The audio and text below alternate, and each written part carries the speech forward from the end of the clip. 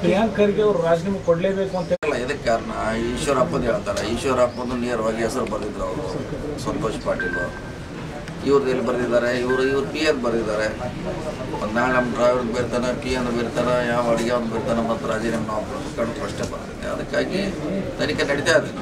ನಡೆದ ಮ್ಯಾಗ ಅದೇನು ವರದಿಯಲ್ಲಿ ಯಾರು ಹೆಸರು ಬರ್ತಿದೆ ಅವ್ರ ಮ್ಯಾಗ ಸರ್ಕಾರ ಕ್ರಮ ಕೈಗೊಳ್ಳುತ್ತೆ. ಸರ್ ಈಗ ಕಾಂಗ್ರೆಸ್ಗೆ ಜನ ಸಂಪೂರ್ಣ ಅವಶ್ಯಕತೆ ಇಲ್ಲ. ನನ್ನ ಅಭಿಪ್ರಾಯ ಅವಶ್ಯಕತೆ ಇಲ್ಲ. ಭಾಳ ಸಾರಿ ಹೇಳಿದ್ರೆ ಅದರ ಅವಶ್ಯಕತೆ ನಮಗಿಲ್ಲ. ಅವಶ್ಯಕತೆ ಇಲ್ಲ. ಕುಮಾರಸ್ವಾಮಿ ಅವರು ನಿನ್ನೆ ತಾನೇ ಮಾತಾಡಬೇಕಾದ್ರೂ ಅದನ್ನೇ ಮಾತಾಡಿದ್ದಾರೆ.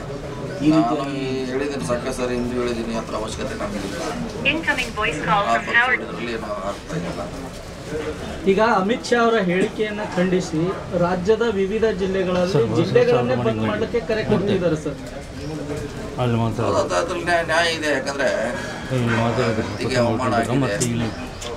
ನಾವೇನು ದೇವರಂತ ನಂಬ್ತೀವಿ ಅಂಬೇಡ್ಕರ್ನ, ಅವ್ರಿಗೆ ಅವಮಾನ ಆಗಿದೆ. ಹೀಗಾಗಿ ಅದು ನ್ಯಾಚುರಲ್ ಆಗಿ ಅವ್ರ ಸ್ವಾಭಿಮಾನಕ್ಕೆ ಧಕ್ಕೆ ಆಗಿದೆ. ಅದನ್ನು ಪ್ರತಿಭಟನೆ ಮಾಡ್ತಾರೆ. ಅದರಲ್ಲಿ ಯೋಗ್ಯವಾಗಿದೆ. ಪ್ರಿಯಾಂಕ್ ಖರ್ಗೆ ಅವರು ರಾಜೀನಾಮೆ ಕೊಡಲೇಬೇಕು ಅಂತ ಇದಕ್ಕೆ ಕಾರಣ ಈಶ್ವರಪ್ಪನ ಹೇಳ್ತಾರೆ. ಈಶ್ವರಪ್ಪನ ನೇರವಾಗಿ ಹೆಸರು ಬರೆದಿದ್ರು ಅವರು, ಸಂತೋಷ್ ಪಾಟೀಲ್ ಇವ್ರದ್ದು ಎಲ್ಲಿ ಬರೆದಿದ್ದಾರೆ, ಇವ್ರ ಪಿ ಎನ್ ಬರೆದಿದ್ದಾರೆ.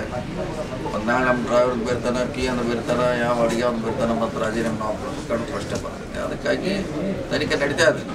ನಡೆದ ಮ್ಯಾಗ ಅದೇನು ವರದಿಯಲ್ಲಿ ಯಾರು ಹೆಸರು ಬರ್ತಿದೆ ಅವ್ರ ಮ್ಯಾಗ ಸರ್ಕಾರ ಕ್ರಮ ಕೈಗೊಳ್ಳುತ್ತೆ. ಸರ್ ಈಗ ಕಾಂಗ್ರೆಸ್ಗೆ ಜನ ಸಂಪೂರ್ಣ ಅವಶ್ಯಕತೆ ಇಲ್ಲ. ನನ್ನ ಅಭಿಪ್ರಾಯ ಅವಶ್ಯಕತೆ ಇಲ್ಲ. ಭಾಳ ಸಾರಿ ಹೇಳಿದ್ರೆ ಅದರ ಅವಶ್ಯಕತೆ ನಮಗಿಲ್ಲ. ಅವಶ್ಯಕತೆ ಇಲ್ಲ. ಕುಮಾರಸ್ವಾಮಿ ಅವರು ನಿನ್ನೆ ತಾನೇ ಮಾತಾಡಬೇಕಾದ್ರೂ ಅದನ್ನೇ ಮಾತಾಡಿದ್ದಾರೆ. ನಾನು ಹೇಳಿದ್ದೀನಿ, ಸಾಕ ಸರಿ ಹಿಂದೂ ಹೇಳಿದ್ದೀನಿ, ಅದರ ಅವಶ್ಯಕತೆ ನಮಗಿಲ್ಲ. ಹೇಳಿದ್ರಲ್ಲಿ ಏನೋ ಅರ್ಥ ಇಲ್ಲ. ಈಗ ಅಮಿತ್ ಶಾ ಅವರ ಹೇಳಿಕೆಯನ್ನು ಖಂಡಿಸಿ ರಾಜ್ಯದ ವಿವಿಧ ಜಿಲ್ಲೆಗಳನ್ನೇ ಬಂದ್ ಮಾಡಲಿಕ್ಕೆ ಕರೆ ಕೊಡ್ತಿದ್ದಾರೆ ಸರ್. ಅದ್ರಲ್ಲಿ ನ್ಯಾಯ ಇದೆ. ಯಾಕಂದ್ರೆ ವ್ಯಕ್ತಿಗೆ ಅವಮಾನ ಆಗಿದೆ. ನಾವೇನು ದೇವರಂತ ನಂಬ್ತೀವಿ ಅಂಬೇಡ್ಕರ್ನ, ಅವ್ರಿಗೆ ಅವಮಾನ ಆಗಿದೆ. ಹೀಗಾಗಿ ಅದು ನ್ಯಾಚುರಲ್ ಆಗಿ ಅವ್ರ ಸ್ವಾಭಿಮಾನಕ್ಕೆ ಧಕ್ಕೆ ಆಗಿದೆ. ಅದನ್ನು ಪ್ರತಿಭಟನೆ ಮಾಡ್ತಾರೆ. ಅದರಲ್ಲಿ ಯೋಗ್ಯವಾಗಿದೆ.